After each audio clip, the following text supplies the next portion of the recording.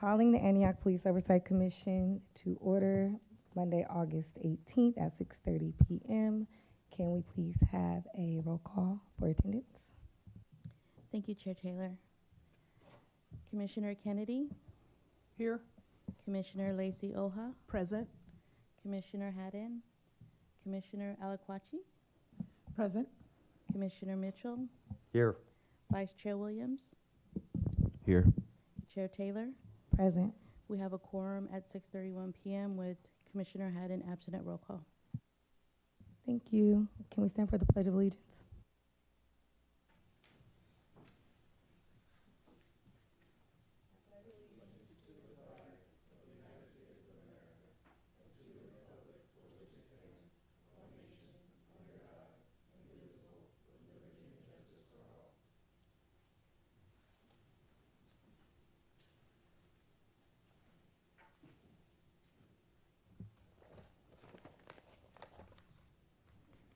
For our consent calendar, it's recommended that we approve the meeting minutes for August 4th, 2025.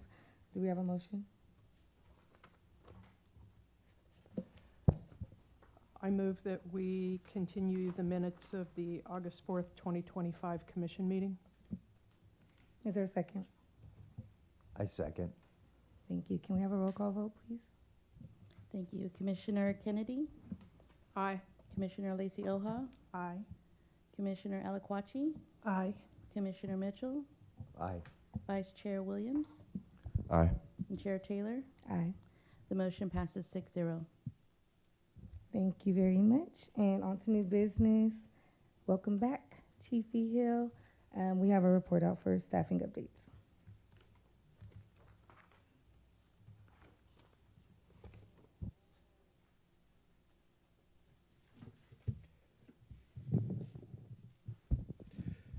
Good evening, Commission and Attorney Cunningham. How are you all? Currently, our staffing is at 88 working. We have 4 officers on injury leave. We have 1 on long-term leave. It's a military deployment. We currently have 5 recruits across 3 academies. The first one is the Alco Academy, Alameda County, which graduates September 9th, and we have 2 people graduating from there. The second is Contra Costa County's Academy, which graduates on Halloween. We have 2 people in that academy class. And then we have 1 more person at Alameda County who graduates in December from their class. We just had a hiring event at the police department in tandem with the Human Resources. We had just under 100 entry-level applicants show up to test. So working with HR, huge shout out to them and a thank you for processing all those people, because less than half of that RSVP'd. So it was a lot to see almost 100 people show up for testing that they were invited to. So again, thank you to the HR team and the PD team, because they were able to pivot and we interviewed everybody that same day. So we're just waiting on a valid list, and then we'll start moving through the list because there are entry-level candidates on that list, lateral candidates, and academy grads on that list. So we'll be able to move in a couple different directions. We just wrapped up the lieutenants and captains process, the start of it last week, and started making notifications today for promotions and hiring job offers. So that wraps it up for me. For right now, I'll be back. Thank you. Do we want to discuss any of the options or things that Chief brought up? I have one No, question. we're going to go in order. I have one question, Chief, sorry. So can you give us a distinction between what's considered an entry-level applicant versus an academy graduate? An entry-level candidate has not been through the police academy. Okay. An academy grad has already been through an academy, has graduated, and has their academy certificate. And then a lateral officer is an officer coming from another agency who already has a post certificate and an academy certificate. Thank you. You're welcome. I do have a question for you. Last meeting, there were 90 working. Correct. How many were like on long-term leave or off the last go around? Do you remember? I thought it was like 2. it should have been 4 because the 4 that are on long-term injury are they've been on long-term injury since last year. The number fluctuated. We had a resignation Okay, between a resignation from a trainee and then a termination. gotcha. That explains it. Thank you. Welcome. Any other questions? Great. We're gonna move forward to the training presentation, and then we'll go through travel and training, and then we'll do public comment after, just for everyone's notice.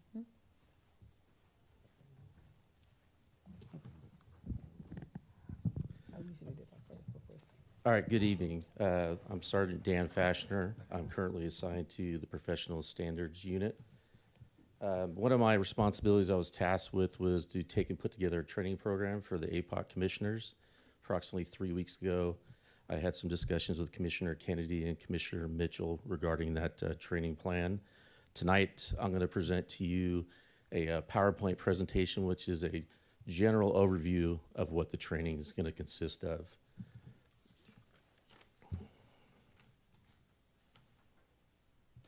Apologize, I already messed it up.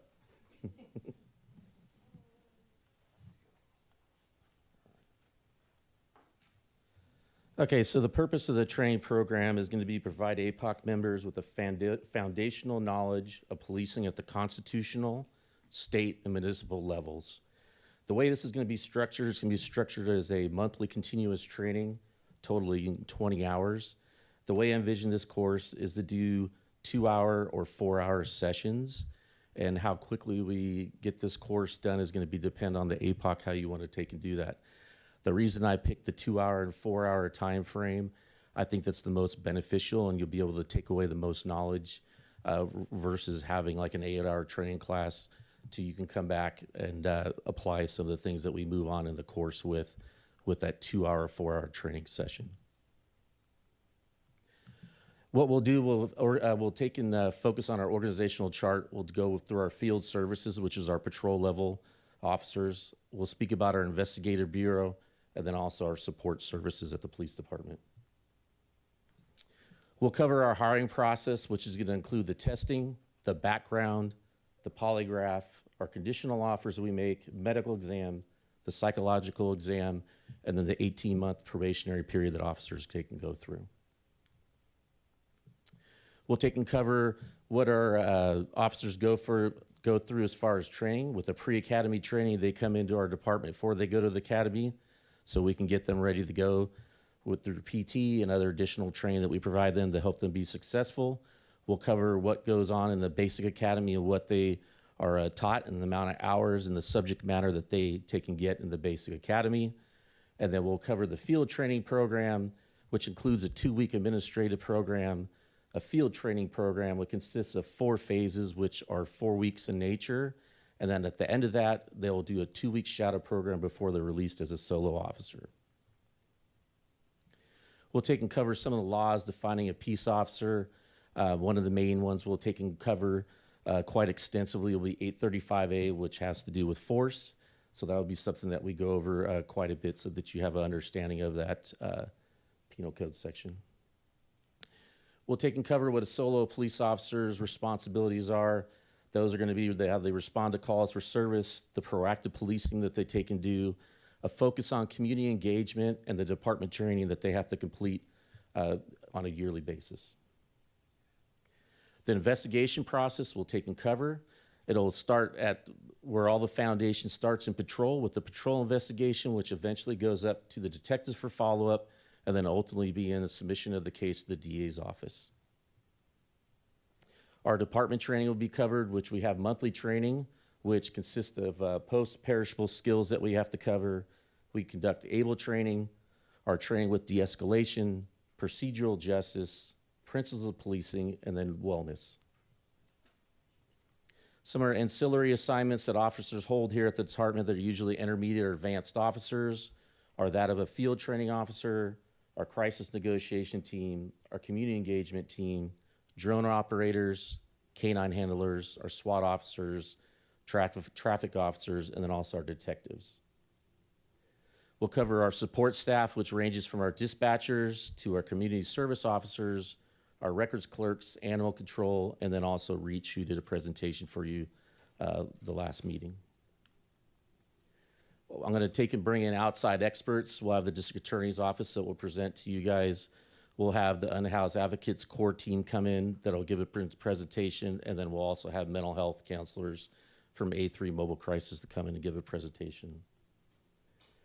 We'll take and cover our internal oversights, which consist of blue teams. For those you don't understand what blue teams are generated whenever we have a use of force or a pursuit. In those pursuits, we'll take and cover some things that we review, which one of them being the video recorders that are from the vehicle that we'll take and review those as a supervisor. For the use of force, we'll also take and review body-worn camera. We'll take and cover our complaint process from the beginning to end, and that'll be conducted by our IA sergeant to go into detail of how that system looks and works. We'll cover supervisors' roles in patrol, starting with how they get promoted, what the promotion process is, what a corporal is, his responsibilities are, and then ultimately what the sergeant's responsibilities are also. We'll go through our administrative staff from our lieutenants, captains, and chief, and describe to you what their responsibilities are within our organization. And then there's some of these have already happened, but the APOC training conferences, Noble just recently happened 8th through the 12th of August, and then we have the Nicole conference coming up the 26th through the 30th, which I'll be attending. I'm really looking forward to going to that, and hopefully some of you guys are there with us also too. Look forward to that opportunity. Is there any questions that I can answer regarding training tonight? So as we look at setting the schedule, how can we help you set this up so that it works for everybody? So in other words, we're not looking from month to month, okay, what day, what night, are we gonna do 2 hours, are we gonna do 4 hours? And, you know, so how can we help you with that? Let's just start there. Okay, that's a good starting point. So the first one, I'd like to do 2 hours. I mean, ultimately, I think the way that would be, I mean, this is the way I envision things that would be good is to maybe have like a set day. So if there's maybe, I know Commissioner Mitchell had mentioned something to me the last meeting, would there be the possibility of maybe doing training on a Saturday? I think if we were to do something like that, maybe that would be one of the days that you do a 4-hour day on. And I'm not objected to maybe the first month, let's pick a date, we'll do a 2-hour class. The next month, we can do a 4-hour one on a Saturday. But I have to know kind of like where you guys sit, where your availability is to take and do that. Because I would like, me personally, I would like to take and schedule something out, say like 3 or 4 months out so everybody's on the same page. Everybody can attend. If they need to make arrangements in their schedule, they can do it. Because I honestly, truly feel that this training is going to be critical and important to you guys and be very beneficial so that you understand everything that we go from the top to the bottom within our police department. Okay, so we can begin to work on that as far as whether it's with a doodle poll or some way, shape, or form. You mentioned the NACOL conference. Besides, I believe, the chair and myself and you, which is great, is anybody else attending that conference? Officer Mary will be attending it, and then also Chief Vio. Okay. And, excuse me, ma'am, City Manager will also.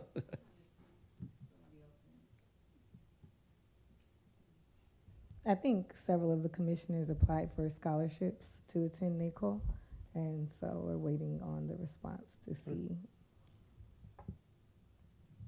Any other questions at all? I have a question for you. Are all of these in-person trainings, or some of this we can do maybe through Teams or some other format, and it'll be easier for us to kind of schedule everybody? Yeah, I mean, my idea with this thing would be to do it in person. I think you'll get the most out of it with an interaction with the trainers that are there. I mean, that's something that we can explore. I haven't really gone down that rabbit hole yet to take and go that route. Go Yes, ahead. sir. Yeah, question.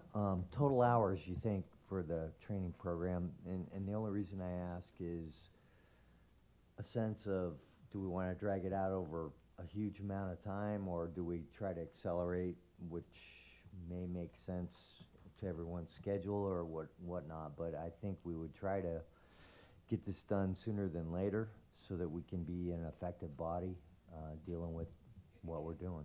So, Right. any So, idea? that's what I mentioned earlier. I was looking at 20 hours total. Over what time frame were you, because you mentioned it a little bit earlier, you said. Like, Right. So yeah. that is going to be based upon what your availability is to take and complete the classes the training that we take and do. Are the classes available right now? Or is this something that you're working on putting together? So the first 2 hour session, that's already put together, and we can do that pretty quickly with that one. It would just depend on everybody's schedule to get a date. Okay. And that could be something like, if it's more, I mean, during the week, we could take and do that if that's convenient for everybody and do a 2 hour session. And I know, like Commissioner Mitchell had mentioned something on Saturdays, that may be a day that we can do, a little bit longer, 4 hour day on that. Our ad hoc can probably meet with you and talk further about that. Okay. So I think moving forward so that we're all kind of on the same page is that the commission readiness ad hoc can put together a poll of the commissioners. Once we have the results of that, we can share that with you, Sergeant Fashner, and then we can start to move to get things scheduled from there. Does that work for folks? Definitely sounds efficient to me. And as the ad hoc plans, can we have a goal of the 2 to 4 hours implemented in the poll? I'm sorry, can you repeat that? Yeah, as you guys plan the doodle, can we have a goal of 2 to 4 hours to be plotted out? The answer to your question is yes, and I think that what our ultimate goal is out of the gate would be to get that first 2 hour training scheduled. But yeah, I think we can do both. Yeah, I'm saying that simply because I know that was the time lapses that you set for the training. So if we can get availability of some of us having 2 hours versus some of us having 4, then we can get through the trainings as fitting for us. So. Got it, thank you. Any other questions? I did have a quick question about the department training page. So it has an order here: monthly training, post-perishable skills training. Is this just, when do these trainings take place for the department? So it says monthly, but yeah, so we have monthly training for our department. So we have 2 sides of the week. We have a red side and a blue side of the week. So what'll happen is one side of the week, like tomorrow, we have our red side training, and the blue side will cover. And then the next month, the blue side will do their training, and the red side will cover. when you say cover, it means patrol. Cover patrol. Okay. Yes. And so is it in particular order, so this is how it is planned out, is post-perishable training, able, active, bystandership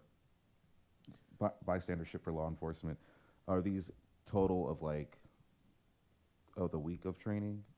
No, these go over the entire year that we take and train, and that's not any particular order. Okay. They could be intermixed. That's going to depend on people's schedules at work, instructors' availability.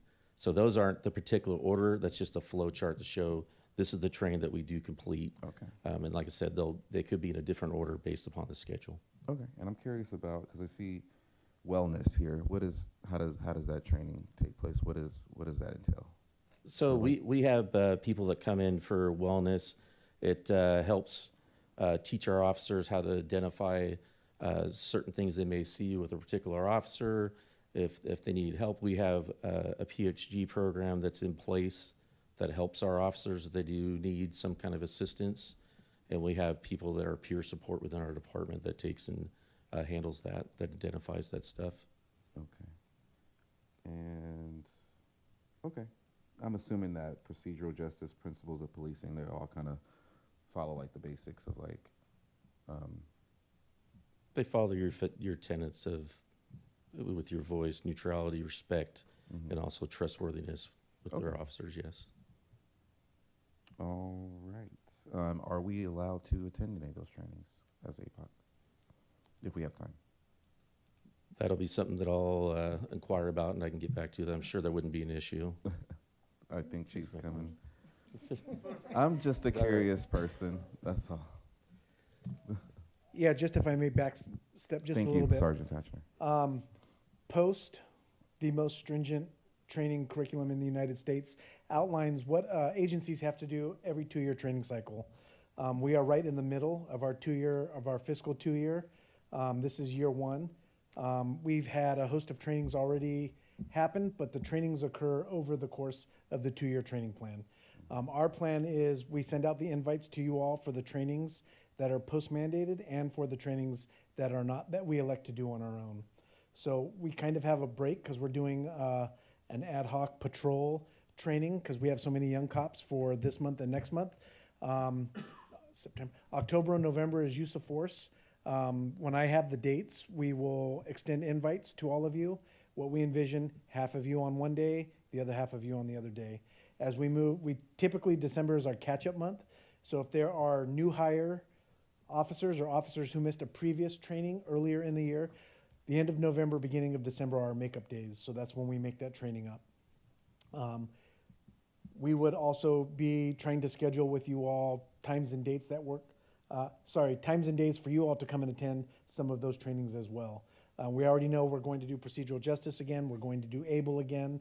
Our wellness presentation will happen again. So you will all get invites to that. I think the only thing we probably won't invite you to is the emergency vehicle operators course, the driving, for insurance purposes. And we have to pay, and we use a facility outside of the city limits. But yes, all of our department training, you will all be invited to and scheduled as they come out. We only do our training calendar out about 6 months at a time this year because of our personnel changes. Next year's calendar should be filled in by the end of this year. And we're hoping in the first meeting 2026 to share that calendar with you so you at least have an idea of what the dates are.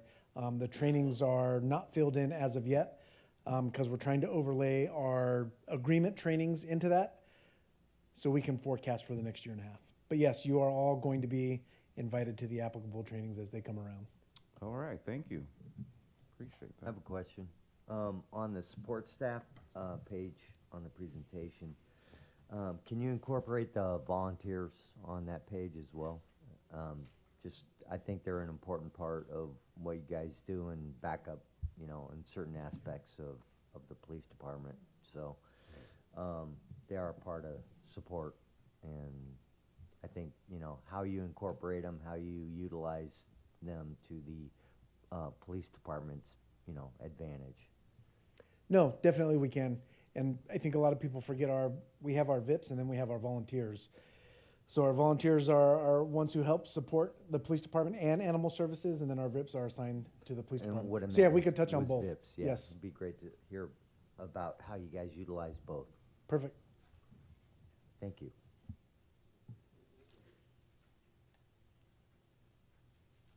Any other questions? Cool. Okay, so next we have a presentation on travel. Back again. Getting my steps in tonight.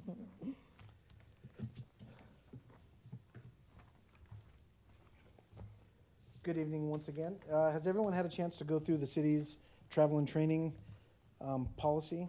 Yes, I have.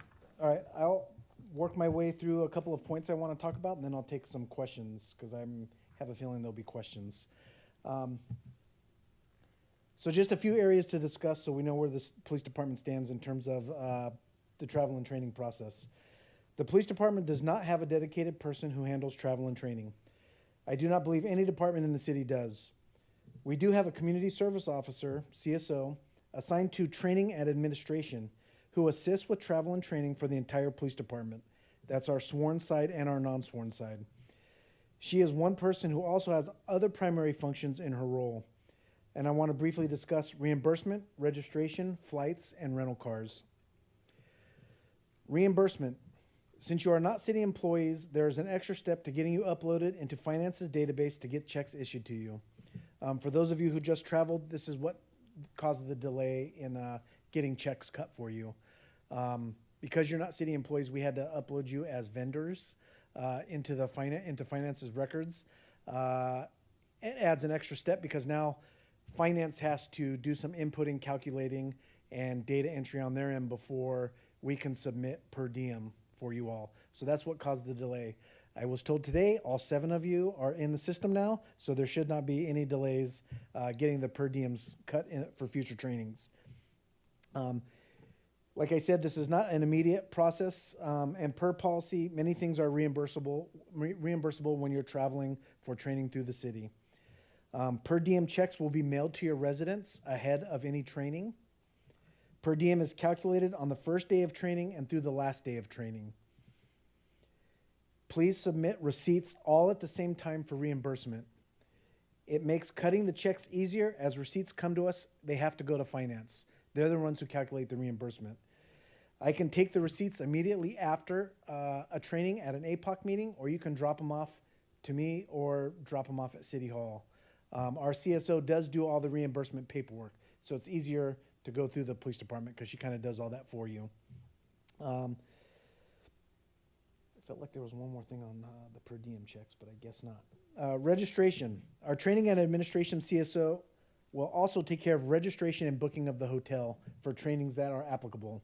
And it's easier for her when she registers you for a class to click the hotel box while she's there, because then she can do it all at once. And can typically be done at the same time. One thing that's in the city policy that maybe we should have talked about, and I realized after we had a discussion, Ms. Scott, that you guys probably all have not had any training or been given the traveler training city policy before. So I think it caused a little confusion for the people who traveled to Noble earlier this month. But hotel reservations are made from the day before a conference begins through the last day, as many conferences end at noon or early afternoon. In the event, per the city rules, a host hotel is full. Per the city rules, we defer to the next closest hotel. And the easiest way to explain kind of how Ms. Flores does it, she pulls up Google Maps, she pulls up the host hotel, she finds the next closest hotel that fits the city's standard for hotels, and then books the room. We do not call ahead and inquire about construction, availability. If it's available, it gets booked because there are government rates, and not every hotel offers the government rates. When she's able to do the hotel booking, when she does the registration, in that small window before a conference fills up, we're able to get the government rate, which is reduced. So just something to keep in mind if you're thinking about, well, maybe I'll book my own hotel and I'll get reimbursed. We get a far cheaper rate when we reserve and book at registration if the host hotel offers a government rate. It's significantly cheaper than if you try to do it on your own.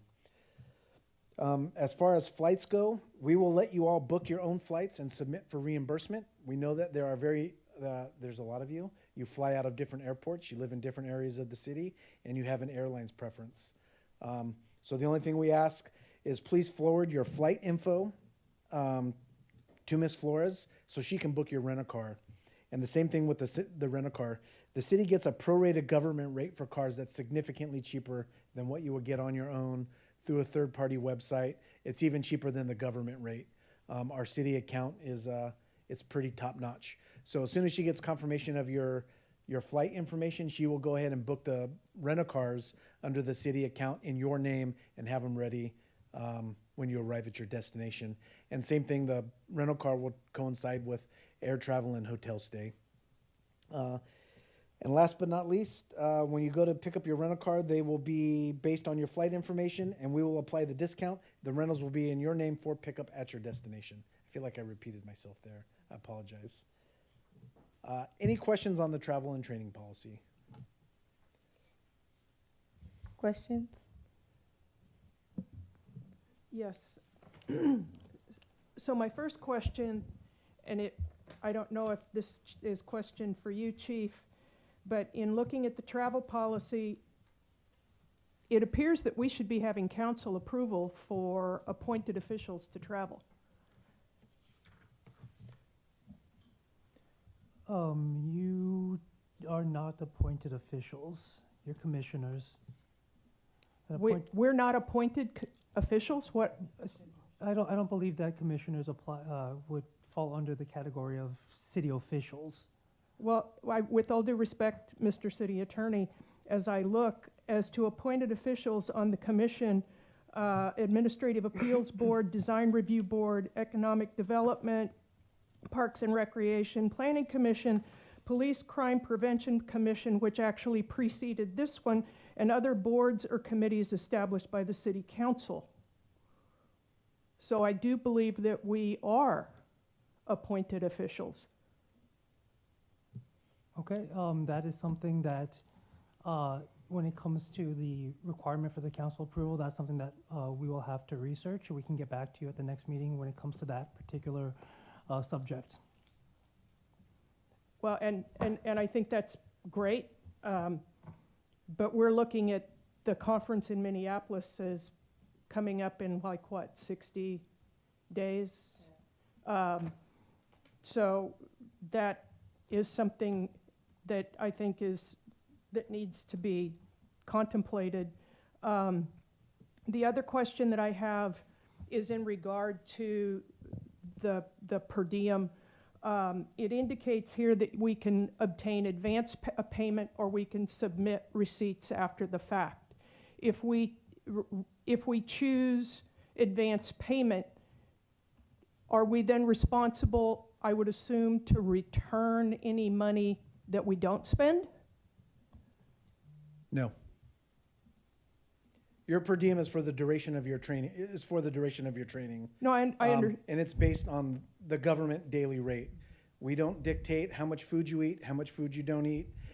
Everyone gets cut the same amount for the same amount of days that they're gone, whether they use the money or not. Again, we don't control everyone's individual diet. You're given the daily government rate that every city employee, state employee gets throughout the state. And part of this, just for clarification, is given my own personal municipal experience, some of this is coming based on policies that I've operated under previously. So that's part of where these questions are coming from. And then the only other thing, you mentioned, well, two things. You mentioned rental cars. Does that mean that every individual, for example, that goes to the NACOL conference in Minneapolis is going to have a car? If you all want, yes. If you want a ride share, that's definitely a conversation we can have. But again, we know multiple people going to the same conference, pick different travel arrangements, fly through different airlines, get at the airport at different times. So yes, everyone would get if they wanted their own rental car. Some people elect to pass on the rental and would do reimbursement for like Uber or a taxi. Okay, great. Which is outlined in the policy. Great. And then the only other thing that I would point to, generally speaking, is that it indicates here that after being sworn in, elected or appointed officials will be required to sign a statement formally acknowledging receipt and acceptance of this policy.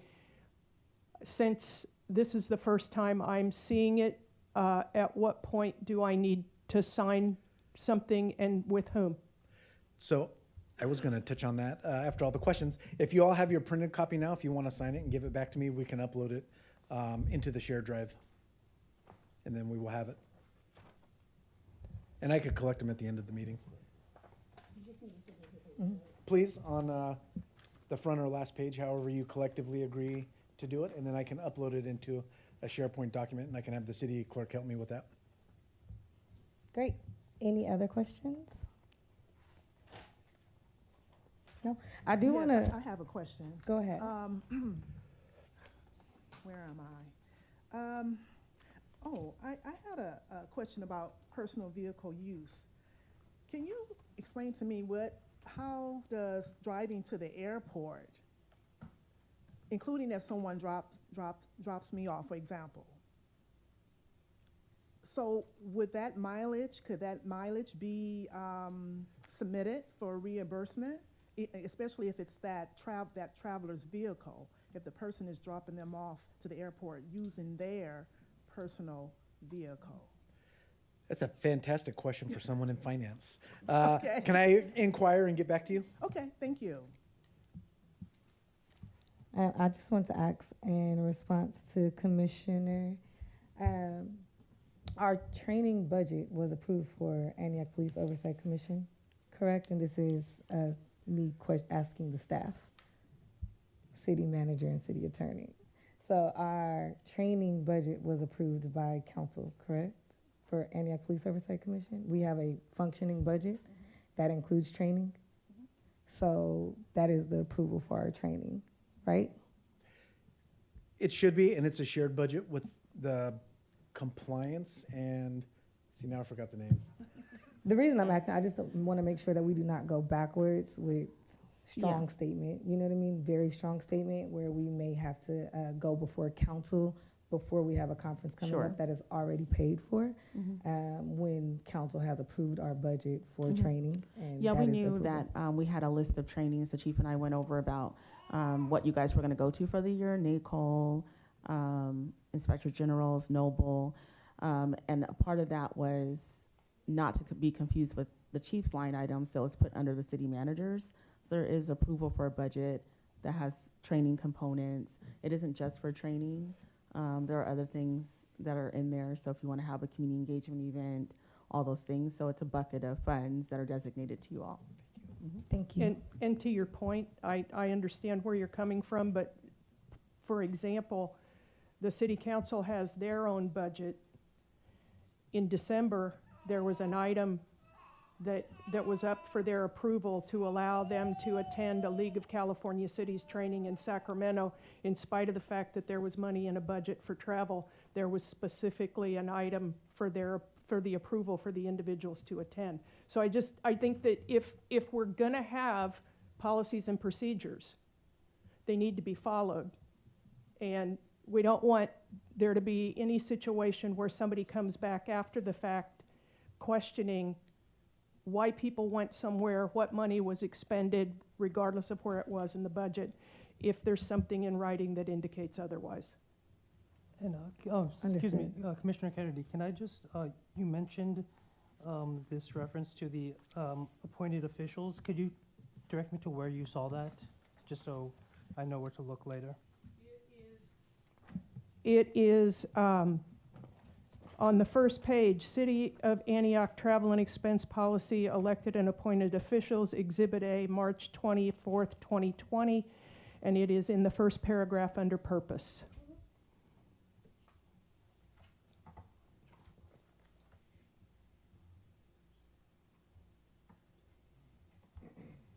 That's the paragraph where you find the list of all of the people considered as appointed officials. Yes, and I believe as city manager and the police chief have already mentioned that a training budget was already established for this commission to be able to do their training. I don't believe it would be absolutely necessary for the council to approve of everything as long as the budget was approved for the training. So I don't know if the council would have to approve of every single training that this commission would want to attend. That seems that it would defeat the purpose of having the budget approved in the first place. So then you could do it. So then we wouldn't have to go through kind of every time there would be a new training. I asked my question. I pointed to what's here. I'm quite certain that if there is any discussion around that will be between you and the council based on their interpretation of this policy. Any other questions? Grand public comment? Yes, Melissa Case, please.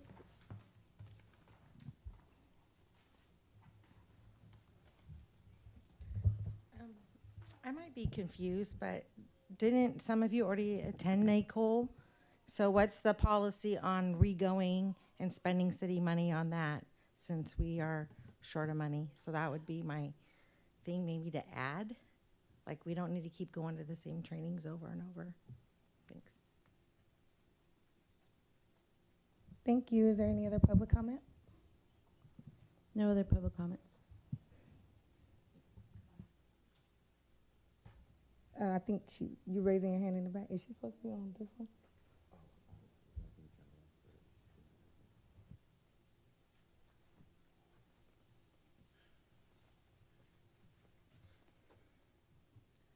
I'm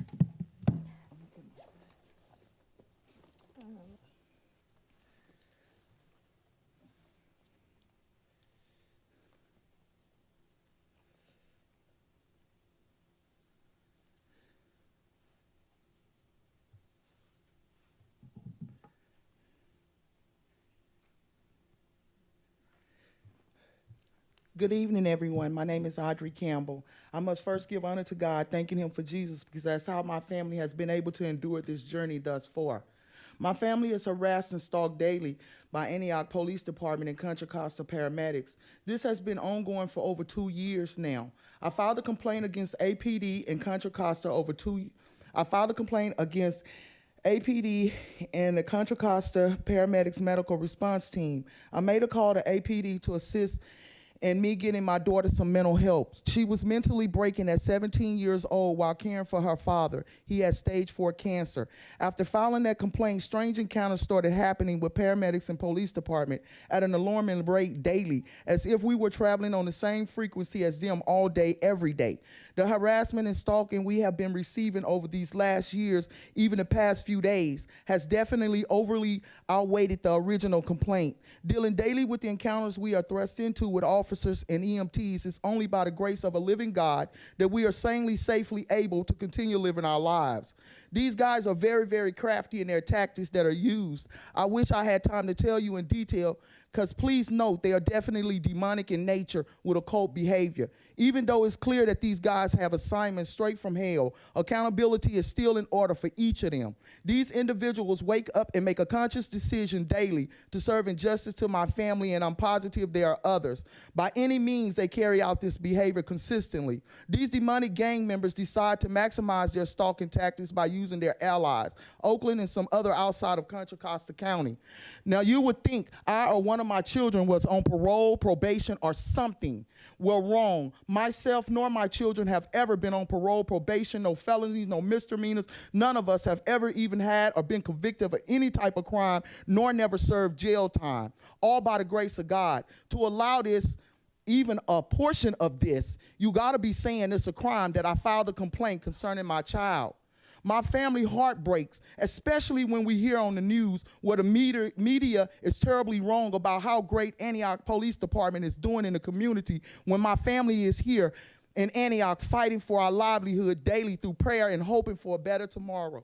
Thank you guys for listening. Thank you. Is there any other public comment? No other public comments for this item? Thank you.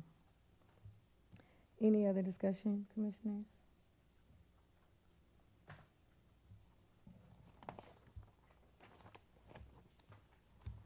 Okay, we can move on to item 4-2, which is the recommendation for removal of Commissioner Haddon due to excessive unexcused absence.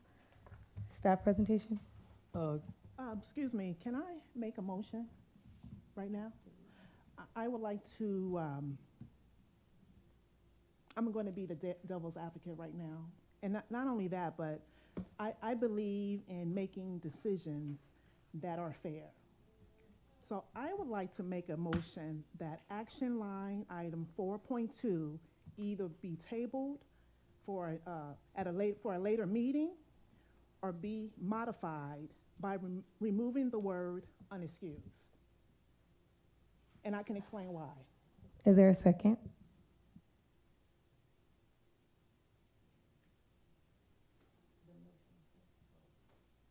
I'll second. Since we have a motion and a second, we should call for a vote. Is there a roll call vote? Well, you said to be tabled or for the word unexcused to be changed. Correct. So that would be, it seems there are two motions that are on the floor. One is to table, and one is to modify the word unexcused. So the commission at their pleasure can choose which one they would like to vote for first. Or Vice Chair Williams, if you would like to only second one of those two motions, that's also your choice. So you just said second. Okay. So if you could please clarify which you would like to second. I will second to have the word unexcused removed. I do want to point out that the language utilized in the action is from the ordinance. That is the way our ordinance reads, unexcused absences. That is correct, Chair Taylor, and I would have gotten to that in my presentation to explain kind of this process, and I can explain why the word unexcused is there. if the commission would like, or, but since there is a motion on the floor, I think the proper thing at this juncture would either be to withdraw the motion or to vote on the motion, and then I can proceed with my presentation. Okay, but I would just like to ask a quick question. Will I be given an opportunity to explain why I have brought this motion forward? Absolutely. The purpose of my presentation is just simply to inform the commission of kind of this action item, why the action item was put onto the agenda, and then the commission will have the chance to discuss, hear public comment, and then vote on what action they're going to take, if they're going to take an action. So what I was going to present was simply an explanation of this item and kind of what could come from that. Okay. Well, Well, your options are to either withdraw your motion or for us to vote on your Okay. motion. so I would like to withdraw my motion at this time. Yes, and of course, the motion could always be brought again at any other point during this item, but if I may I Proceed. Yes, proceed? thank Okay. you.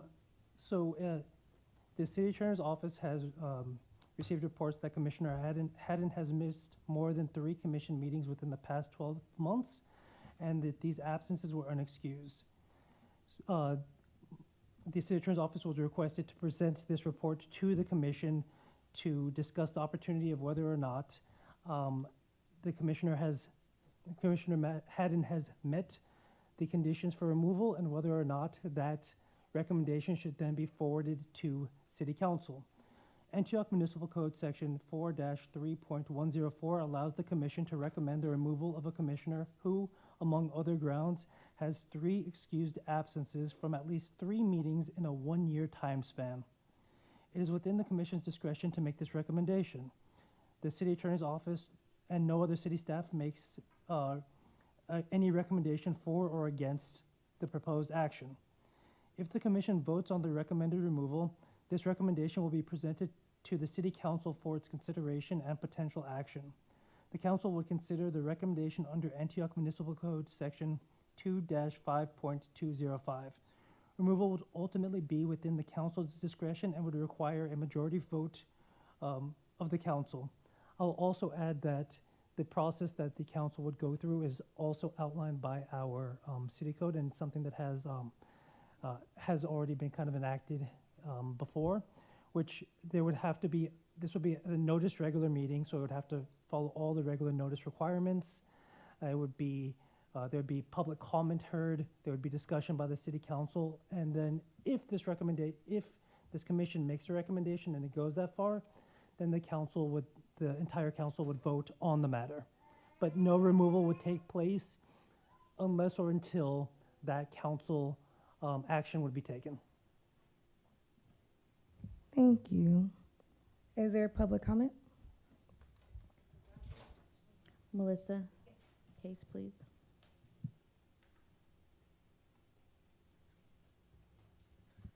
Well, this is the reason I showed up tonight, because I like Haddon's perspective. I watch at home all the time, and I came here to fight for her, but she's not here to fight for herself.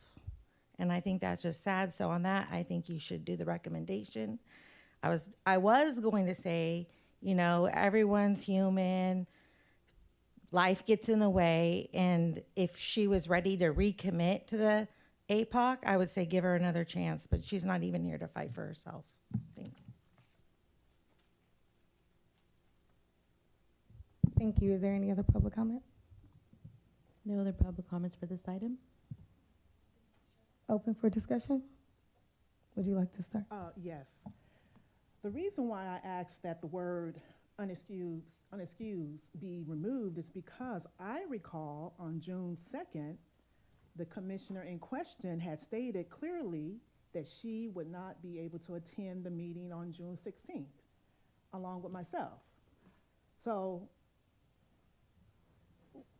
this is more of excessive absences versus unexcused absences. So, you know, that's why I had brought forward the motion, because I believe that the language should be changed. But if not, you know, I just listened to our, to, not Kevin, is it Kevin? Kevin, I just heard what Kevin had to say, so, you know, I'm okay with it. And I would just state that the unexcused part is taken directly from our municipal code, which means that if this commission were to feel that the absences were excused, and that was the consensus of the majority of the commission, then it would not be proper to forward the removal recommendation to council for that reason. There are, of course, other reasons that are there, but that was the, to my understanding, that this was the reason for this possible action, and this was the grounds for it. So, and because that was kind of the focus of this item, it would only, I think, at this time be proper to discuss whether or not this grounds would be the reason to forward that recommendation at this point. If there were other grounds, that could be discussed at a future noticed meeting to make sure, just to ensure that Commissioner Haddon, or if there were to be any other commissioners who would be kind of the target of this type of action, would be noticed of what's going on and then be given the opportunity to be heard should they choose. Thank you. Is there any other discussion? Commissioner Kennedy? Okay, I just want to say it was unfortunate that we had to remove a fellow commissioner. Recommend removal of a fellow commissioner. I, you know, not sure what's going on, but as one of our community members said, life happens, and I just wish her well, and that's just wanted to get on the record saying that this is completely procedural, and it's nothing against that person. So, thank you. Mm-hmm.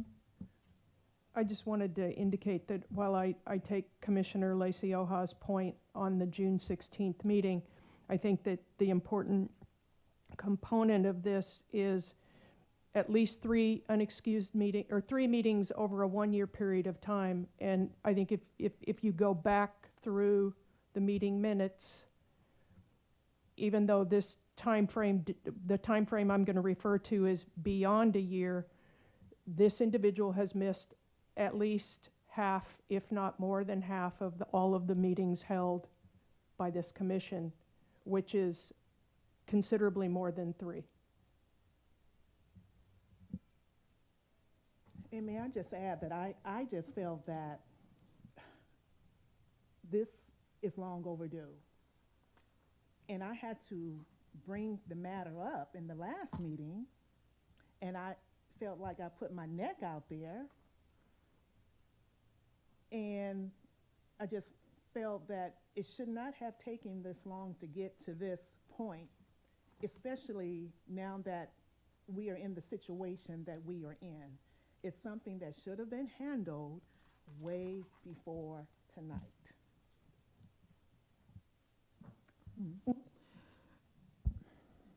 You know, I'm new to the commission, but I can say that there's a lot of work involved in doing this. And we're all volunteers, and we have ad hoc meetings. And I mean, we're working. And for one of us not to be able to pull our weight, it's unfair to the rest of us. So, and I had to agree with I had to agree with her that her perspective is amazing. Like when I look back over some of the other meetings when I first came on, I watched her, and she does come up with great ideas. She's informed, and her perspective is one that is beneficial to the commission. But there's a lot of work, guys, a lot.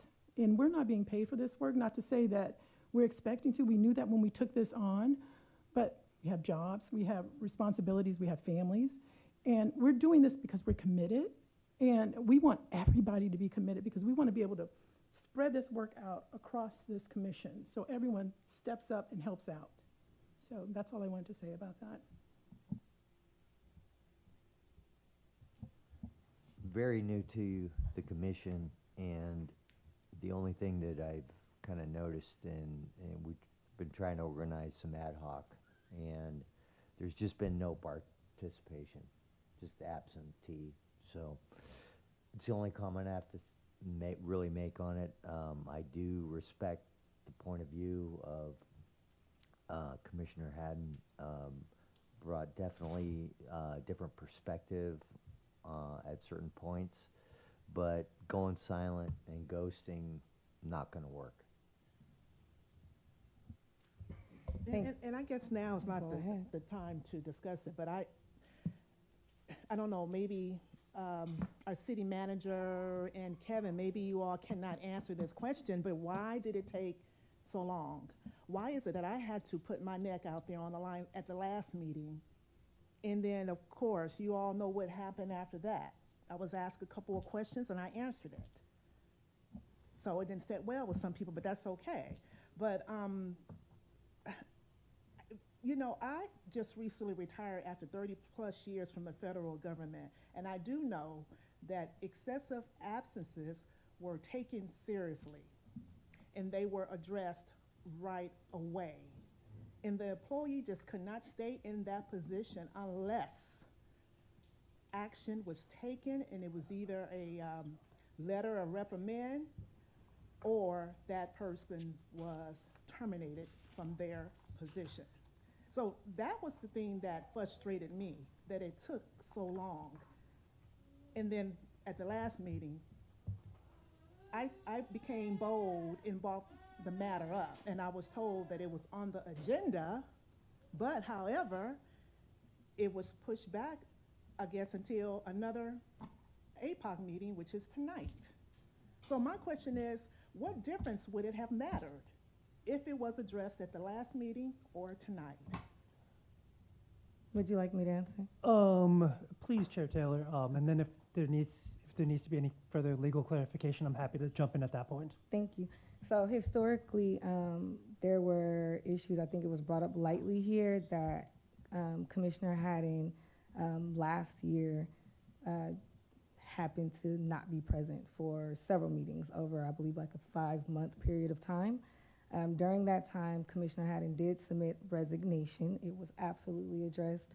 Council members addressed it. It was forwarded to former city manager Reed. However, due to some verbiage that was in her resignation letter, her resignation was then pulled, and she did have the opportunity to come back.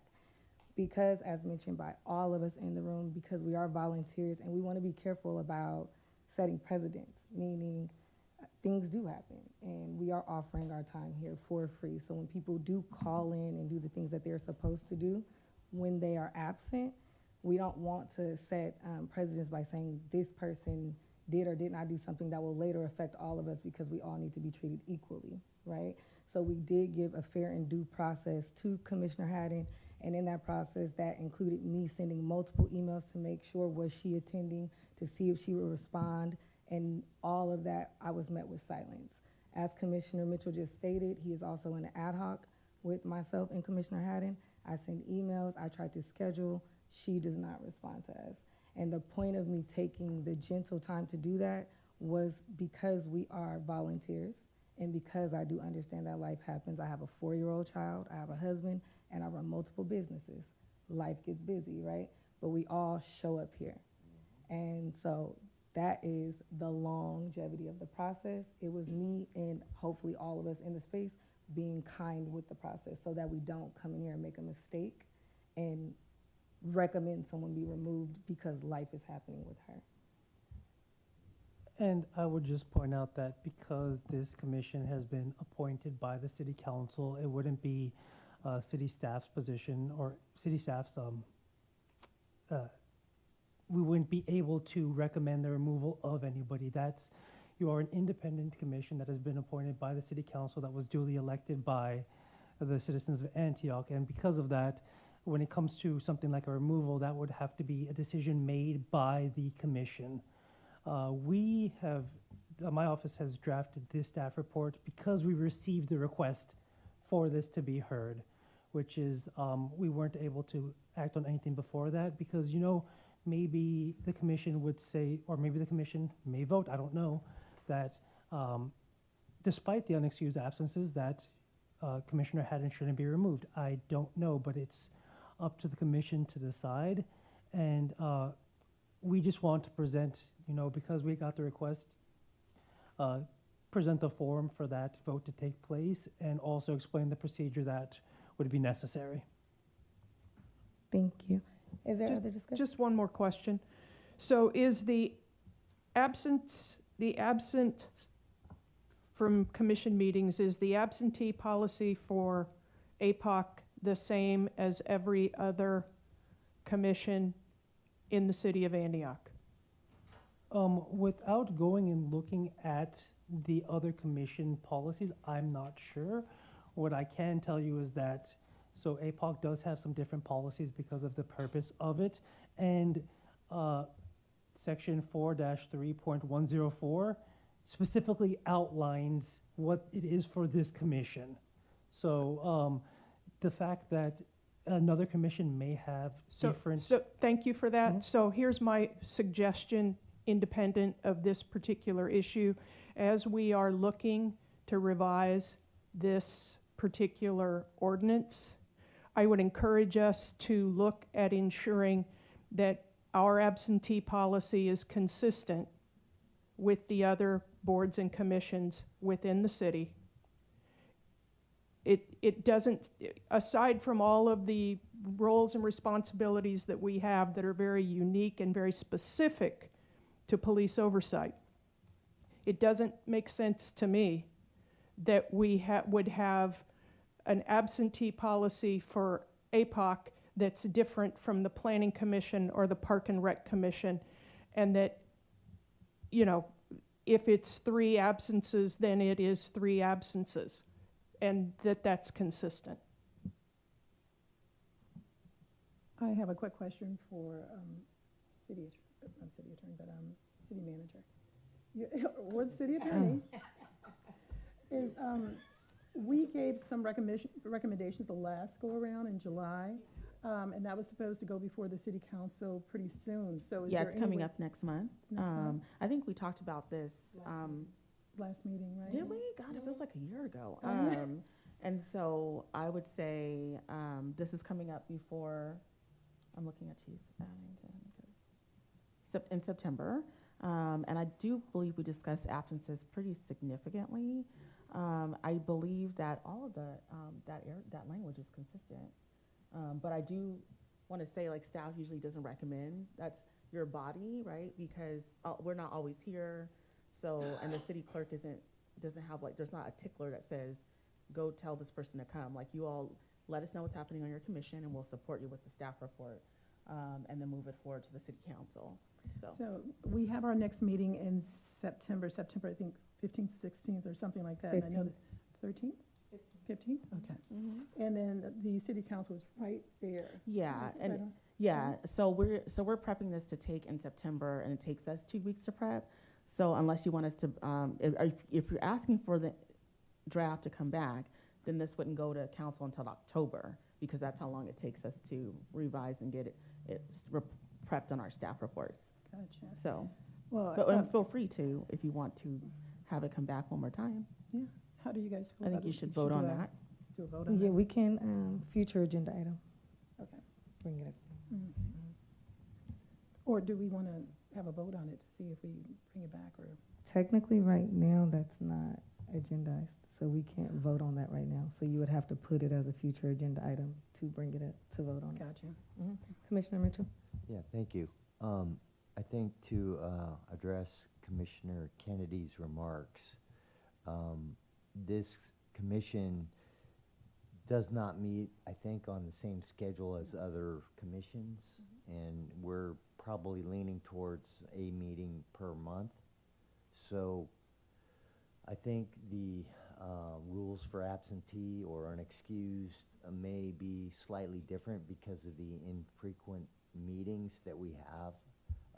It might be a little more restrictive because of, the lower count of meetings and the less frequent of the meetings. So I think it might be prudent to keep in mind that, you know, we have 12 meetings a year, basically, and they're really important.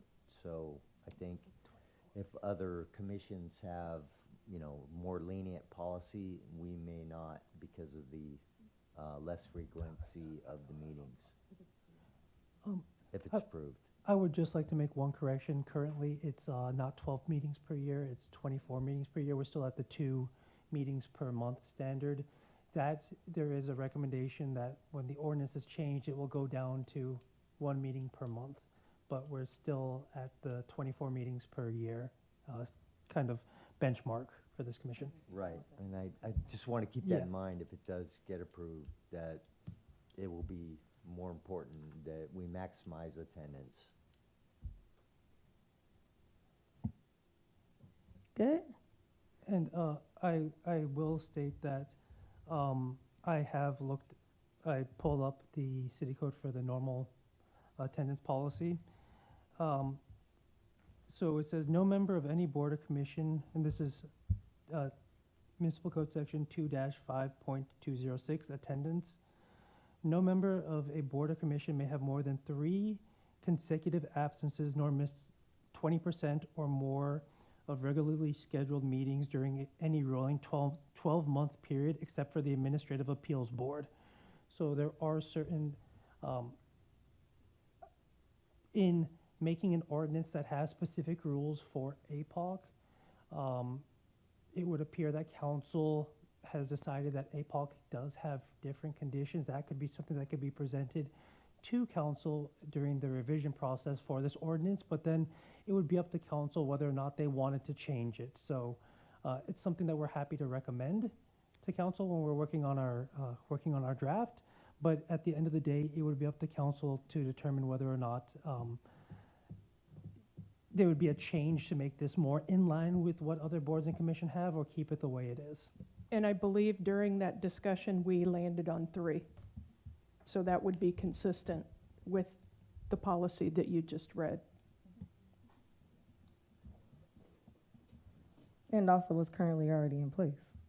Yes, I would say just with the APOC ordinance, it states unexcused absences, and with the standard ordinance, it says no more than 3 consecutive absences, which is a bit of a difference, but I think for the purposes of today's thing, there has been multiple consecutive unexcused absences. So it would just be that the commission would have to kind of decide that, yes, that threshold has been met, and that is the reason for forwarding this to council for their ultimate decision.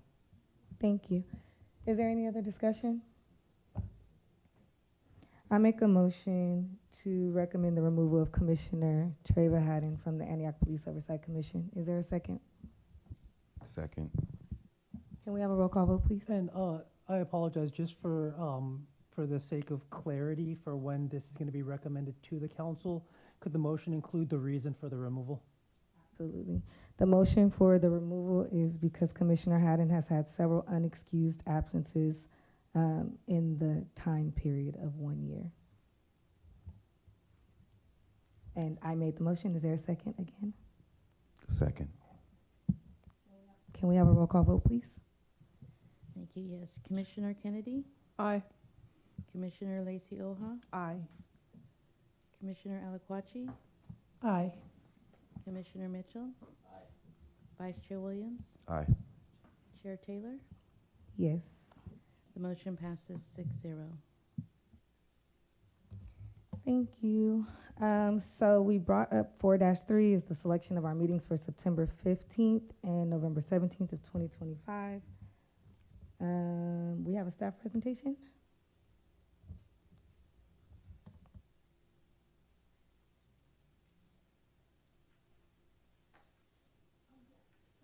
So we just wanted to come back to you all to clarify the support that you need for meetings. We wanted to make sure that you all were aware of some of our limitations and to ask what we can do to help you with this. So we know that you all have in your ordinance the 2 public meetings. And we want to make sure you know that the Nick Rodriguez Community Center and the Antioch Community Center is available to you. Locations and considerations are to include the following, which we didn't give you last time. So ADA compliance, no additional cost to the city, audio and visual connectivity, stable Wi-Fi access, ample ADA and public parking, and public restrooms. We would like to have the ability to save and record the meeting and just consider space requirements. I know that you all want to have this out, but we don't have mobile AV and all that stuff, so I don't think that was discussed last time. So we want to make sure that we're honest about our limitations as city staff, including the use of overtime, which we have restricted heavily, which happens at night, as you know, because our staff is working all day to deliver municipal services. So to the extent that we can help you, we want to, and we think we can give you more support at one of our own facilities out in community. So we just wanted to give you that consideration. So just to clarify, the ability to record and save the meeting, so that would be different than being able to transmit it like it's being transmitted tonight. That's not a requirement? Right, and I'm turning to our assistant city clerk as well to assist with that. Any questions you have? Lisa? Our meetings are actually live streamed. I believe the council meetings are on YouTube, and we have a camera operator working in the back as well. I can say from what we did last year, and we did utilize city buildings, that live stream was not available, and when they produced our agenda, it was, community was made aware of that, because it wasn't available at the building that we utilized. However, they did record it, and then it was published later. So. So we just need to at least be able to record it and save it, so.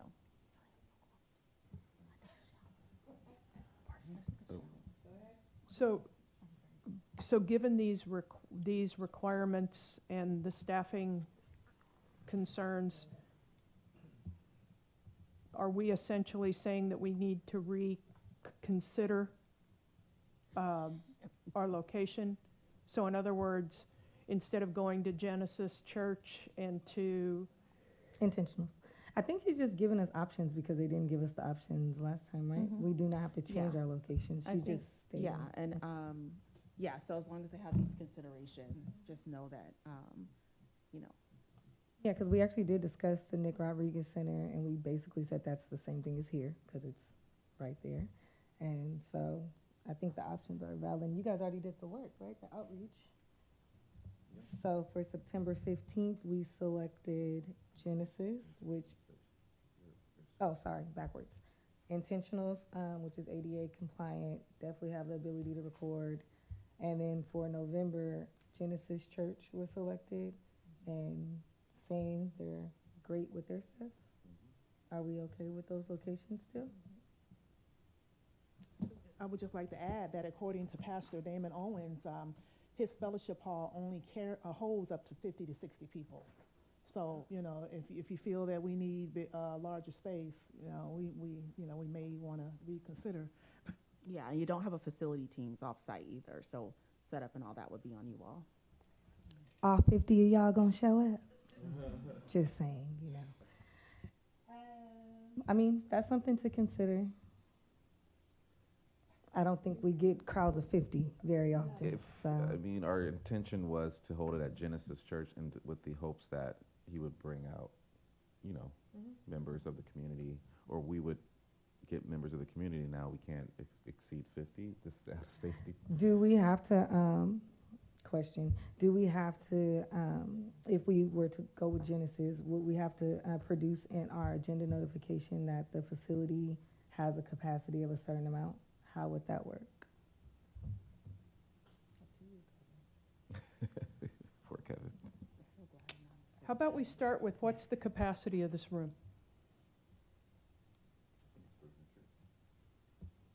It's outside of, yeah. It's probably 200. Thank you. Thank you. 200, there's not 200 seats in here. It doesn't look like, but I'm assuming that's like sitting and standing. So, I guess what I would have to say is that I think the reason why this and City Manager Scott can correct me if I'm wrong, this is just to ensure that there'll be enough room for people to be able, for there to be a meaningful attendance at this meeting. We don't, I think, it wouldn't do any good to have this outside meeting at a place that can only hold 5 people. Now, when it comes to the ultimate size capacity, I don't think it has to be held in a stadium by any means. That's not one of the conditions. I think it would just be up to the commission to kind of consider, like, hey, we want to choose a place that's not too small. Also, that could also cause issues with wherever you're going. If you're way over capacity, that could cause issues. That could cause safety issues with a fire marshal, and that's all stuff that I can't really assess without seeing it at that time. But what it seems like that the commission has already considered, like, what would be sites that can hold a meaningful amount of people based off of kind of what you see here and then what you're hoping for the turnout to be. So I think that was kind of the point of having those, having these kind of conditions or recommendations baked into the staff report. Yeah, and also the facilities, the tech support, all that stuff that you don't have when you're at a city facility. So that's a consideration. Comment? I wasn't, I think at the last meeting, maybe when this was discussed, but I would be willing to reach out to St. Ignatius. They do record mass on Sundays. They have a hall, 200, a community hall that'll hold over 200. Where is that located in Antioch? Contra Loma. Contra Loma, okay. It's up on Contra Loma between like the freeway and James Donlin, halfway up the hill. So it's kind of, you know, geographically not here, but it's different part of town. But Father there's pretty open, when more than welcoming to have citizens come. And I could ask. I think it might be a viable spot. Yeah, we had the Know Your Rights event there, and it was really nice. Yeah. No, they hold a lot of community events there. So plenty of parking, ADA, restrooms, AV, all there. Thoughts? I mean, we have till November 17th to decide, but I do think that Genesis Church is in part of the community that we were hoping to reach out to. Contra Loma's. Yeah. But no, that's an area that great. needs help as well. Yeah, thank you for that suggestion, though. Thank you. Next time. For me, at least. I am for Genesis Church due to the fact that it's in a area that has been ignored for so many years. And not only that, but Genesis Church is known to reach out to the community, and they host a lot of meetings regarding, in regards to the trauma that community members have suffered. And I'm sure that we would get a good turnout. St. Ignatius is great, but I think that's too far out. I don't believe that people would want to drive all the way over to, is it Contra Loma? Is that the street that is on? I know exactly where it is, but I can't remember the. Yes, yes. So I believe that we need to have it in I don't want to say in the center of Antioch, but East 18th Street is in the area where everything is going on. And I truly believe that it is in our best interest to have this meeting at Genesis Church. Any other statements? I'm willing to definitely, especially just listening to, you were not here for the previous meeting, so you didn't get to make any suggestions. Intentional is on Lone Tree, which is basically like 5 minutes from Ignacio. And if you think you can solidify the September 15th date there, then we can definitely swap that date out to do St. Ignatius and then also continue with Genesis. Fitting? And I'll keep intentional schedule just in case. I'll ask. Yeah, I'll keep it. So right now I'll we're. know by this weekend coming up. So right now. Actually, before that, I'll reach out and see. Thank you. Yes. No problem. And if everybody's okay with that. Cool. Okay, so as of right now, we can motion for the November 17th date to solidify it. Oh, sorry, public Wait, comment. Can I, Mhm. I think we have to back up, unless I missed something. We still have a motion on the recommended removal of a commissioner, correct? We still haven't, did we resolve, sorry, you know. We did vote on that. Sorry about that. Mm-hmm. So public comment for selection of our public meetings. No public comment for this item. Thank you. Do we have a motion to secure Genesis Church for our November 17th, 2025 public meeting? I'll make the motion to secure Genesis Church for our November 17th meeting. Second? I second. Thank you. Can we have a roll call vote, please? Yes, Commissioner Kennedy, Aye.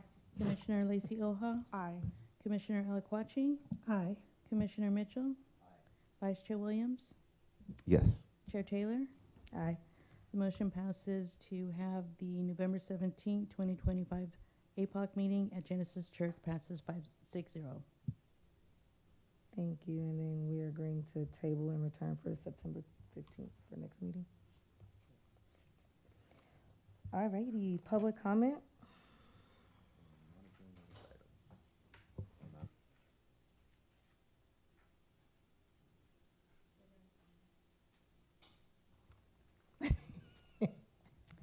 Yes, we have Audrey Campbell, followed by Melissa Case.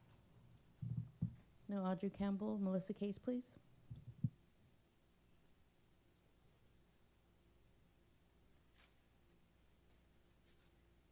I just wanted to share a positive experience I just had last week. I held an event in the park for my neighborhood, and Sergeant Fashner and Amiri, the good Amiri, came down. And it was like a little town hall meeting, and they started us off, and we had about 40 people in attendance, and one of them was very upset about lifestyle in Antioch and stuff like that. And even though it wasn't like a dangerous situation, but he was clearly upset about it and had nothing positive to say. I just want to say that Amiri really exhibited some de-escalation and problem solving with that one person to keep the meeting like really moving forward.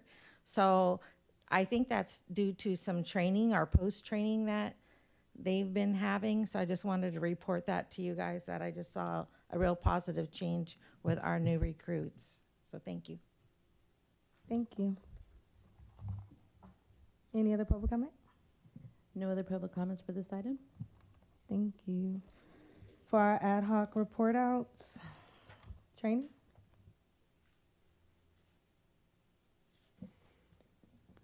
Commissioner Mitchell and I did have an opportunity to meet with Sergeant Fashner and Sergeant Price Kendall to discuss a variety of the training items, which we all saw in tonight's presentation. Mr. Sapal, who's the moderator for the DOJ, was also part of that meeting. And I think that we're moving in the right direction as far as getting some training set up. I actually will have a request when it comes to future agenda items to tie into that also. But I think that we'll be meeting as an ad hoc again soon to keep moving things forward.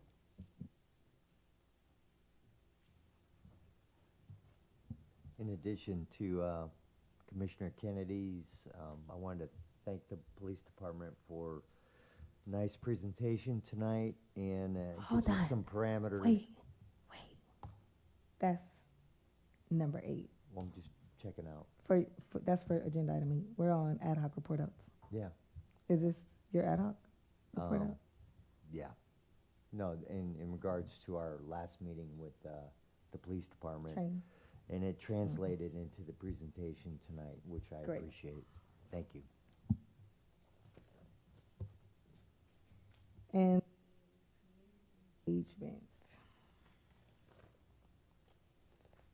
We haven't had the opportunity to meet since our last meeting, but I know we all three attended a whole host of National Night Out events. I think kudos to the police department for being out in all the different locations, making sure that city council members were at a variety of events. I think all of that plays a positive role in the whole process of community engagement.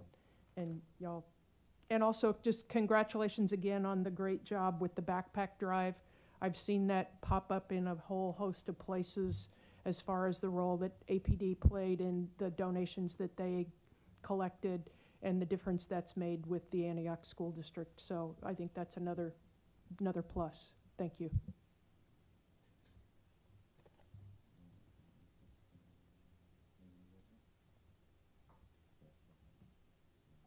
Well, yes, I had to think.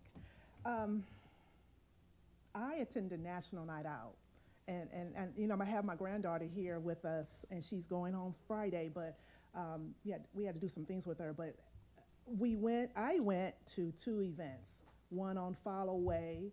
I believe it was the 4400 block on Follow Way, because I have family that lives further down. And it was, you know, we had a very good time. And the residents who were there, they were so happy to see us there, along with one of the officers. Then we went on over to Sycamore.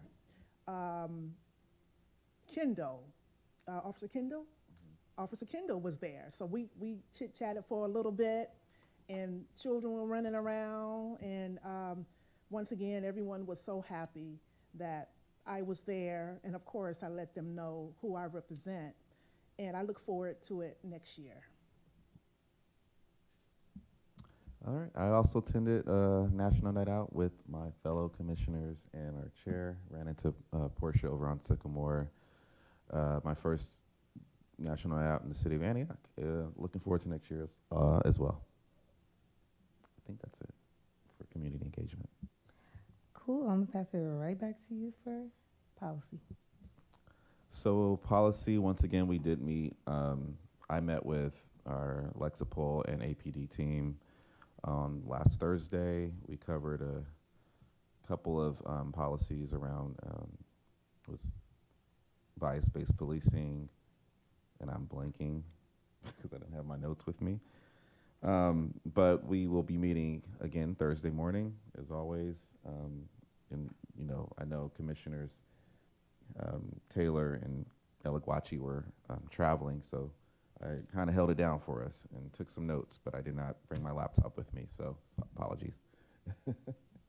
That's all for Lexapol or policy. Thank you. And for budget, myself and Commissioner Mitchell will be sending out emails in preparation of next week to go over the finalized APD budget as well as the APOC budget, so we can begin preparing for the budget report out that will go with the annual report out for APOC. Is there any public comment? No public comments for this item? Thank you. Upcoming agenda items. I'm gonna lean right into you because you already brought it. So one of the things that I would like us to have either a presentation or a discussion around is the distinction between our role as an oversight commission as a general law city versus a charter city. I know that there are some very distinct differences, and I think it would be beneficial for both members of the public and for members of the commission to have a solid grasp on what those distinctions are. One of the other things that I would like for us to either discuss and/or to receive some clarification on. I've been going over both the DOJ agreement and our ordinance. And, you know, there's a segment on training in the ordinance. There's a segment on training in the DOJ agreement. And they're similar, but they're different. And I think that as a member of the Commission Readiness Ad Hoc, it would be helpful if we were able to get some clarification. You know, in the ordinance, it talks about us being an advisory body. But in the DOJ agreement, we are referred to as being in consultation with. And so I think if we could better understand, or I'll just say if I could better understand what those distinctions are, that would be helpful, so that we're not stepping onto or into places that are not appropriate. And I would also request that we do something similar with community engagement, because there's reference to creating a community engagement program in consultation with the city manager and the police chief, et cetera. Again, there's a consultation piece in the DOJ agreement, and so I think that would be helpful. And then I've also got a quick question from the standpoint of the advisory capacity that we have. I know at our last meeting, we had an item on our agenda, which was the approval of the military equipment report for the city council. How are those transmitted? Because I know we did something similar with the budget, but I don't recall reading or hearing anything specifically delivered to the council indicating that we had nothing, you know, that we had no issues with the budget. So if we could get some clarification on where our role is with that, I think that would also be helpful. And then one of the other things that was mentioned at the last meeting was if we want to schedule like ride-alongs or sit-alongs, that we should be going through the city manager for that. Is that something that you would prefer that we do with you via email, via phone call? How would you prefer that we set that up with you?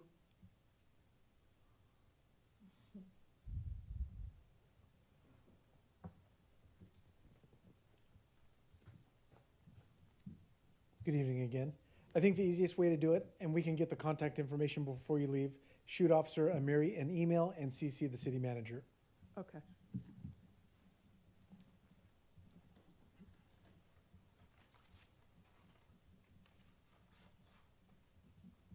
Thank you. Just want to throw out there, last year when we received report outs that we had to give recommendation on from any of the officers, I think the only reason why we would deliver a report is if we opposed what they were recommending. And if we were okay with it, then they would move forward and bring it to council without any opposition from us. And that's just the way we did it last year. Okay, thanks for that clarification.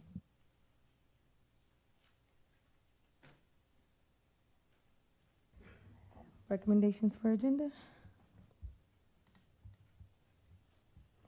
So what I have noted, based on last week and the things that were mentioned at this meeting is, last meeting we brought up just having, I don't know if you guys have noticed, but we've been having report outs kind of based on our 6 major policies. And so one that we hadn't had a report out on was the First Amendment rights and the right to protest, the First Amendment rights and the right to protest. And so I believe the chief was trying to get that prepared. So mentioning that as a potential presentation to bring back the September 15th discussion so we can confirm whether the church St. Ignatius is available. And then our our ordinance review that you brought up, so we can have a final review before it goes to council. Our Noble report out, for those of us who went to Noble, we will report out the things that we experienced and what we learned. And then based on what you just discussed, and this is gonna be a full agenda, as you can see, if we're trying to push all this. I documented that we could have or request a communication regarding the overlap of the decree and the ordinance, because that to me is what it sounded like you were saying. There's some overlapping, and some of the language can be confusing. So how are we supposed to maneuver, or community engagement maneuver within those overlaps, and what are the boundaries that we are supposed to be confined to? That sounds correct, based on what you were saying? Sure. Okay, I'm gonna take that and run with it. Okay. I wanted to just Mhm. add something here. If we can talk about it or discuss it at our next meeting, is at each meeting, it would be good to just give a brief rundown of what our purpose is. Oh, you did bring that up, sorry. And also, you know, when people bring things forward, like a complaint that they've lodged with PD or whomever, we're not sure how they've logged that complaint. So just going over the complaint process at some point, if we could discuss that in the meeting. Or just directing them to the website, of how we can do that at each meeting, that we direct them where to go if they want to make that complaint. If that's possible, I'd like to add that to the agenda. Thank you. Question, in the agenda, it already states our purpose, and we kind of shared that. I don't mind going over the purpose at the beginning of the meetings, but is it possible for community to have that complaint link placed on the agenda? We get so many community members that come in here with complaints, and we still have to forward them there anyway. I'm sorry, because I am not trying to give you more work, but yeah. I'm not sure if putting the link in the agenda would be the appropriate place for that. It's possible we can come to some other type of solution, but I'm not sure if putting in because the agenda is there just to kind of, you know what, so then the community is on notice for whatever business is being taken care of on that day. We have kind of an agenda template that we use for all of our other commissions and our city council, and we want to try and keep everything kind of in that same mold, both for administrative purposes and just to ensure that there's no disparity between ones, because if we wouldn't want somebody looking to think that they're going to find that link in one agenda and then they don't find it there. So I think it's Makes just kind of that's kind of our concern about that. So maybe because we get the general report out from the officers, is that something that can be shared when you guys do your general report out?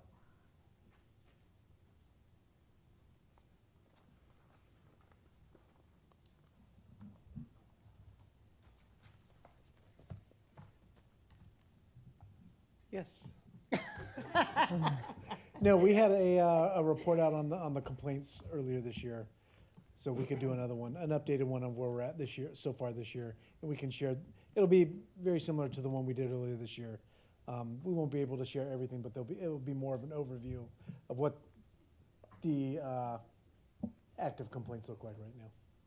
Yeah, so that, I was not actually asking for the report of the complaints. I was just asking that when you guys come out to do your general report out that you do generally on staffing, et cetera, if you can just say like, oh, well, on the Antioch Police Department's website, there's a link for community members to make a Taylor, complaint. if I may make a recommendation, we could put that on the on your webpage so there could be a link on the commission's website through the city, where then they could go there and then it would have the link and it would link them directly to the complaint form. Was that something that would be amenable to? That is, because you? then we Okay. can just say go to the APOP website.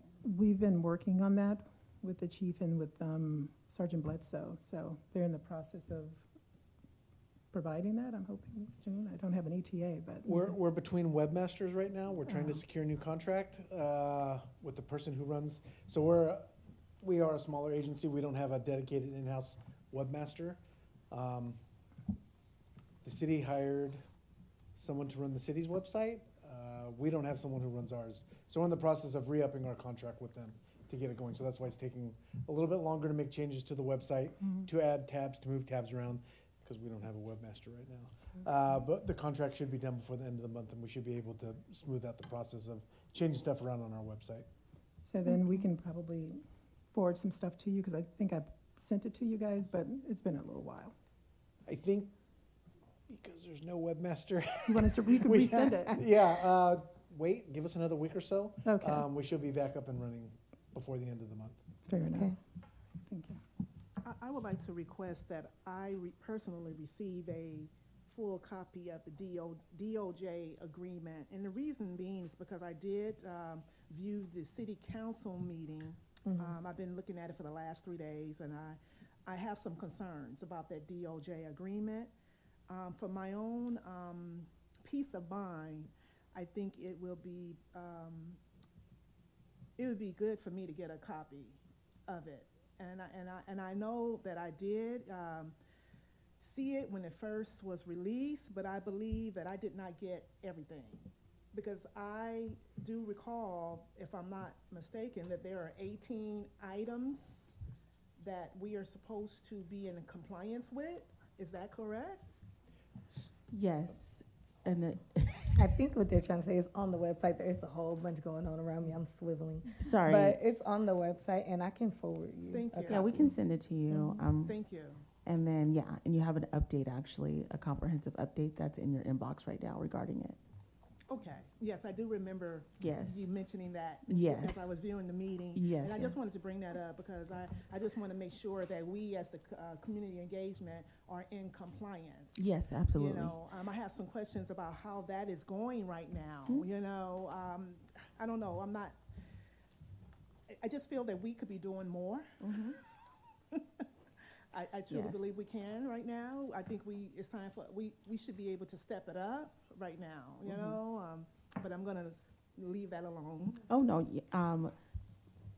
once you finish your midnight reading from what I just sent you earlier, we can, just feel free to call me. We can talk about anything that I sent. I just sent it to you, updates.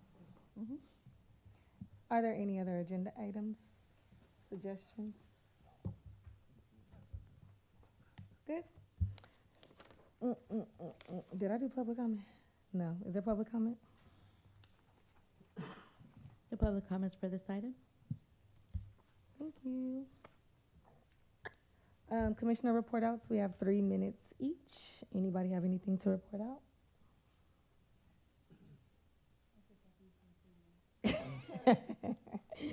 Is there any public comment? No public comments for this item? Staff communications?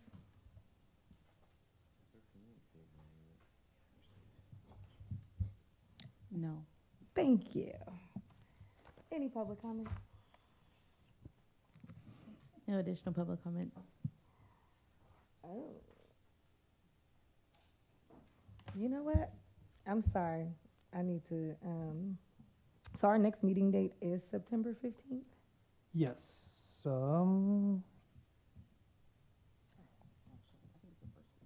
No, it is September 15th because the first week Is of Labor September Day. is Labor Day. Mhm. And I believe that at the last meeting, there was a motion to, Mhm. instead of move it to another day, to just cut that meeting. Correct. So the location is confirmed for intentional, however, we did not vote on that this evening. We didn't vote on it based on getting feedback, so I don't know what the protocol for that would be because we need to have a location for the next meeting that is confirmed on the agenda. So would we need to do a motion now, or would we be able to even do that? So, 72 hours notice is necessary. However, to do a vote, you have to do it at an open, at a regular meeting, and there is no regular meeting beforehand. So We I have to vote now. believe that the vote, if the next meeting is to be held someplace that's not City Hall, there needs to be a vote on that tonight. So, Correct. yes, it wouldn't be possible to hold, I mean, You could hold it at St. Ignatius Church, but I don't know if that would be practicable because we haven't spoken with them yet. So, yes, if the next meeting is not to be here at City Hall, it has to be voted on and decided tonight. Can we make a motion that gives one of two options? Well, you can make two separate motions, and you can't really have you can have a motion for one, and if that passes, that would be it. You can have a motion for, and if that doesn't pass, you can move on to the motion for the other one. It doesn't really work to make like an optional motion because then it gets really sticky. So in other words, we parliamentary-wise. couldn't say I make a motion that we attempt to hold the September 15th meeting at St. Ignatius Church. If it is unavailable, it will be at intentional space to be determined by X date. No, because there will be no other open meeting before then. What if we push the alternate meeting to November? It's already been voted on. It's already been voted on to have the September 15th meeting.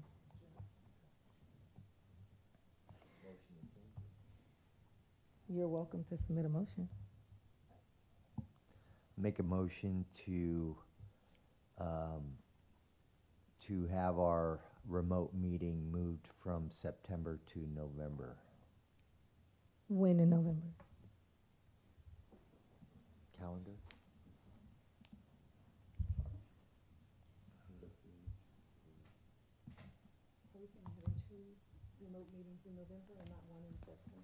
Yes, we have one in November already. You do have one in November? Yeah, that's the one at Genesis Church. Okay, October. Actually, because that was not an item on today's calendar. Oh wait, hold on, sorry. I take that. I take that back. It was. Turn your mic off. I take that back.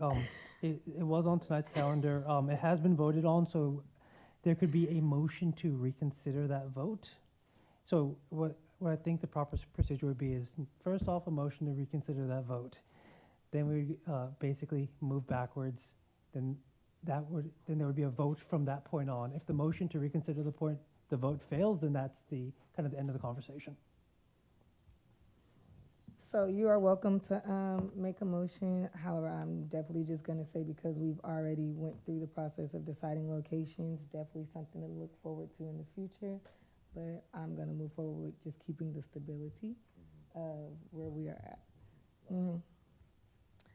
I'll make a motion to have our September 15th, 2025 meeting at Intentional Event Spaces on Lone Tree Way. Is there a second? A second. Can we have a roll call vote, please? Yes. Commissioner Kennedy, Aye. Commissioner Lacey Oha, Aye. Commissioner Alaquachi, Aye. Commissioner Mitchell, Aye. Vice Chair Williams, Aye. Chair Taylor. Aye. The motion passes to have the September 15th, 2025 APOC meeting at Intentional Event Spaces passes 6-0. Thank you. Is there a motion to adjourn this evening? So moved. Second. I was gonna say, y'all wanna stay here tonight, huh? Can we have a roll call, please? Yes. Commissioner Kennedy, Aye. Commissioner Lacey Oha, Aye. Commissioner Alaquachi, Aye. Commissioner Mitchell, Aye. Vice Chair Williams, Yes. Chair Taylor. Aye. The motion passes to adjourn the meeting at 8:19 p.m. passes 6-0. Thank you.